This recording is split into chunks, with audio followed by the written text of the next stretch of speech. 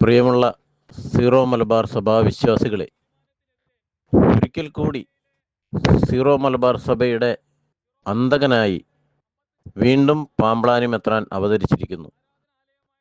ഇത്തവണ പ്രശ്നങ്ങൾ ചർച്ച ചെയ്ത് പരിഹരിക്കാനല്ല, ഗുണ്ടായുസത്തിലൂടെ തൻ്റെ രാഷ്ട്രീയ സ്വാധീനം ഉപയോഗിച്ച് പോലീസിനെ കൊണ്ട് സഭയോടൊപ്പമുള്ള വിശ്വാസികളെ അടിച്ചമർത്താനാണ് ഈ വലിയ മെത്രാപ്പോലിത്ത, തലശ്ശേരി രൂപതയുടെ വലിയ മെത്രാപ്പോലിത്ത ചമഞ്ഞ് നടക്കുന്ന ഈ സഭാവഞ്ചകൻ ശ്രമിക്കുന്നത്. ഇങ്ങനെ പറയുന്നതിൽ അതീവ ദുഃഖമുണ്ട്. എങ്കിലും അധികാരമോഹത്തോടെ സീറോ മലബാർ സഭയെ ഒറ്റുകൊടുക്കാൻ നടക്കുന്ന ഇതുപോലെയുള്ള വ്യാജ ലോഹധാരികളായ തൊപ്പിയും വടിയും വെച്ച് നടക്കുന്ന, മെത്രാൻ വേഷം കെട്ടി നടക്കുന്ന സീറോ മലബാർ സഭയുടെ റെക്കമെൻഡഡ് ബിഷപ്പുമാരെ വിശ്വാസികൾ ഇനിയും തിരിച്ചറിഞ്ഞില്ലെങ്കിൽ വലിയ അപകടത്തിലേക്കാണ് സീറോ മലബാർ സഭ നീങ്ങിക്കൊണ്ടിരിക്കുന്നതെന്ന് വിശ്വാസികൾ തിരിച്ചറിയുക.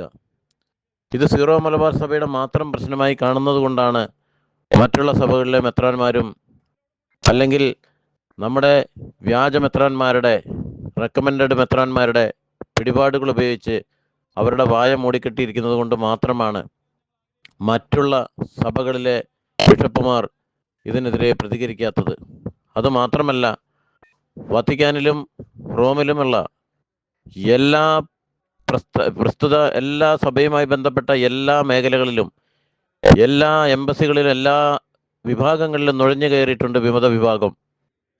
പ്രത്യേകിച്ച് ചിറപ്പുണത്ത് ഭഗവാൻ എന്ന പേരിൽ അവരെ അവതരിപ്പിച്ചിരിക്കുന്ന സീറോ മലബാർ സഭയുടെ ഒരു മെത്രാൻ അവിടെയുണ്ട്.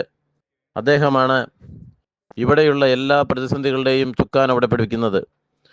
സീറോ മലബാർ സഭയിലെ 10-20 വൈദികരുടെ മേൽ, എറണാകുളം രൂപതയിലുള്ള 10-20 വൈദികരുടെ മേൽ നടപടിയെടുത്ത് അതിശക്തമായ രീതിയിൽ സഭ മുന്നോട്ട് കൊണ്ടുപോകേണ്ടതിന് പകരം ഈ പറഞ്ഞ മെത്രാന്മാരുടെ എല്ലാം പിൻകാല ചരിത്ര ദുരൂഹതകളെ, അവരുടെ ആ ചെയ്ത മോശം പ്രവൃത്തികളെ സഭയുടെ മുമ്പിൽ, ലോകത്തിന് മുമ്പിൽ വിമതർ വിളിച്ചു പറയുന്ന ഭയം കൊണ്ട് സഭ ഇന്ന് പിശാചിന് അടിമപ്പെട്ടിരിക്കുന്നു.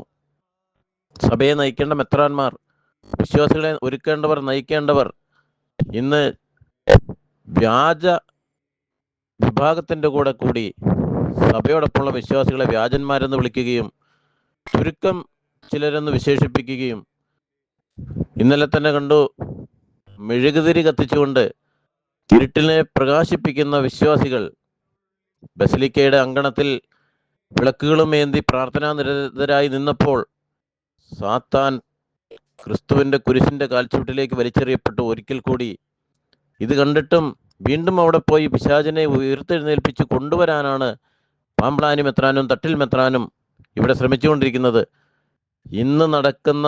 ഇന്ന് തുടങ്ങുന്ന സിനഡിൽ തന്നെ ഈ വിഷവഞ്ചകരായ മെത്രാന്മാരുടെ ധ്യാനത്തോടുകൂടിയാണ്, ധ്യാന ചിന്തകളോടുകൂടി തന്നെയാണ് സിനഡ് ആരംഭിക്കുന്നത്. അപ്പോൾ വിശ്വാസികളെ ഒന്നോർത്തുകൊള്ളുക, ഈ സിനഡ് ആർക്കു വേണ്ടിയാണ്?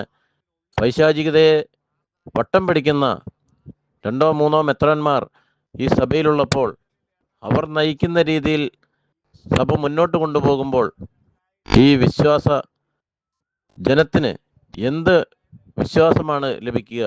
എന്ത് ബോധ്യമാണ് ലഭിക്കുക?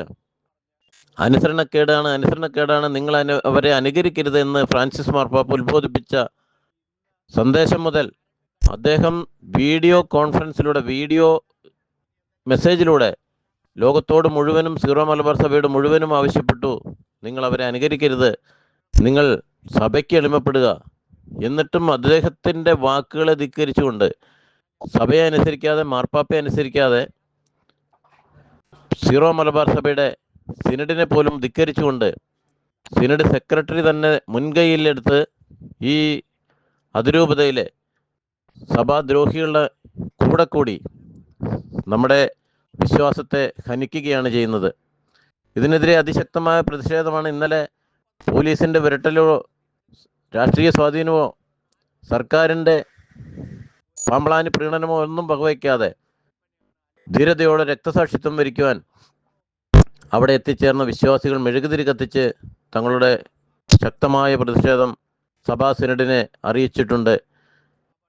ബാക്കിയുള്ള മെത്രാന്മാർ ഇന്ന് സിനഡ് ചേരുമ്പോൾ സീറോ മലബാർ സഭയുടെ വിശ്വാസികളുടെ പ്രതീക്ഷയായ ഏകീകൃത വിശുദ്ധ കുർബാന ലോകമെമ്പാടുമുള്ള സീറോ മലബാർ സഭയുടെ പള്ളികളിൽ, അതോടൊപ്പം എറണാകുളം രൂപതയിലെ പൂർണ്ണമായി നടപ്പിലാകുവാൻ വേണ്ടുന്ന തീരുമാനം കൈക്കൊണ്ടില്ലെങ്കിൽ ഈ സഭയുടെ സിനഡ് എന്തിനാണ്? ഇനി ഇങ്ങനെ ഒരു സിനഡിൻ്റെ ആവശ്യമില്ല എന്ന് വിശ്വാസികൾ ചിന്തിക്കും. സിനഡിനെ വിശ്വാസികൾ തന്നെ കൈകാര്യം ചെയ്യും. അതിനാൽ പ്രിയ മെത്രാന്മാരെ, നിങ്ങളെ ഏൽപ്പിച്ചിരിക്കുന്ന ദൗത്യം നിങ്ങൾ അതീവ ശ്രദ്ധയോടും ജാഗ്രതയോടും കൂടെ കൈകാര്യം ചെയ്യുക. തിന്മയ്ക്ക് വഴിപ്പെടാതെ, ധനമോഹത്തിനും സുഖലോലുപതയ്ക്കും അടിമപ്പെടാതെ നിങ്ങൾ സഭയുടെ ക്രിസ്തുവിൻ്റെ വിളിയിൽ ഉറച്ചു നിൽക്കുക, ക്രിസ്തുവിന് വേണ്ടി പ്രവർത്തിക്കുക. സഭ, സിനഡ്, മാർപ്പാപ്പ ഒരു തീരുമാനം പ്രഖ്യാപിച്ചാൽ അതിനോട് ഐക്യദാർഢ്യത്തോടെ കൈകോർത്ത് നിന്നുകൊണ്ട് തിന്മയെ ചെറുക്കുക. ഏതെങ്കിലും ഒരു മെത്രാൻ ഇതിനെതിരെ ശബ്ദിച്ചാൽ അവരെ നിങ്ങൾ എല്ലാവരും ചേർന്ന് ബോധ്യപ്പെടുത്തി കൊടുക്കണം. തിന്മയ്ക്ക് അതീതനാവാതെ ഓരോ മെത്രാന്മാരെയും വൈദികരെയും നിങ്ങൾ സംഘടിതരായി ക്രിസ്തുവിനു വേണ്ടി നിങ്ങൾ കൈകോർത്ത് വിശ്വാസികൾക്ക് സഭയെ അനുസരിക്കുവാൻ, കുടുംബങ്ങൾക്ക് സഭയെ അനുസരിക്കുവാൻ, കൊച്ചുമക്കൾക്ക് സഭയുടെ സ്നേഹം തോന്നുവാൻ, സഭയെ അനുസരിക്കുവാൻ നിങ്ങൾ മാതൃക കാണിച്ച് ഈ സിനഡിനെ വിശ്വാസികൾക്ക് വേണ്ടിയുള്ള സിനഡാക്കി തീർത്തില്ലെങ്കിൽ നിങ്ങൾ വലിയ ഗുരുതരമായ പ്രത്യാഘാതം നിങ്ങൾ ഏൽക്കേണ്ടി വരും. വലിയ പഴി നിങ്ങൾ കേൾക്കേണ്ടി വരും.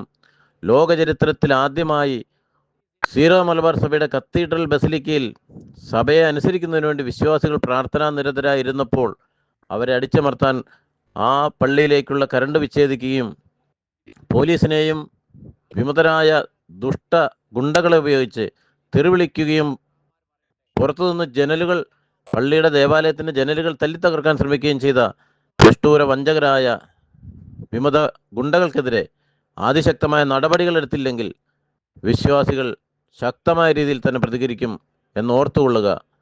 സീറോ മലബാർ സഭയുടെ ആദ്യത്തെയും സിനഡ് ഇന്നത്തെ എത്രാമത്തെ സിനഡാണ് എന്നുള്ള ബോധ്യം നിങ്ങളുടെ മനസ്സിൽ, നിങ്ങളുടെ ഉൾചിന്തകളിൽ ഉണ്ടാവട്ടെ. ഈ സിനഡിനെ സാധാരണ ഒരു തീറ്റകുടി സിനഡാക്കി മാറ്റാതെ ക്രിസ്തുവിന് വേണ്ടി, ക്രിസ്തു അർപ്പിച്ച ബലിക്ക് വേണ്ടി, ക്രിസ്തു ഒരു ബലിയെ അർപ്പിച്ചുള്ളൂ. സൺഡേ ക്ലാസ്സുകളിലും വേദപാഠ ക്ലാസ്സുകളിലും നമ്മൾ ആവർത്തിച്ച് കേൾക്കുന്നു, കാൽവരിയിലെ ബലിയുടെ അതേ ബലി തന്നെയാണ് അൾത്താരയിലും സംഭവിക്കുന്നത് എന്ന്.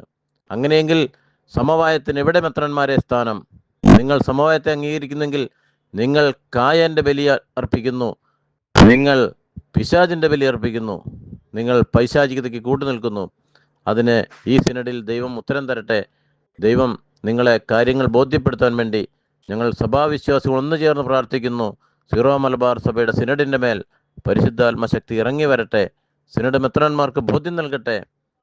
എറണാകുളം വിമത വൈദികരെ ഉചിതമായ നടപടികളിലൂടെ ശിക്ഷിക്കാനും ശിക്ഷ നടപടികൾ പൂർത്തീകരിച്ച് സഭയെ നല്ല വഴിക്ക് നിർത്താനും സീറോ മലബാർ സഭയിലെ സിനഡിനും മെത്രാന്മാർക്കും പരിശുദ്ധാത്മാവിനാൽ ദൈവം ശക്തിപ്പെടുത്തട്ടെ.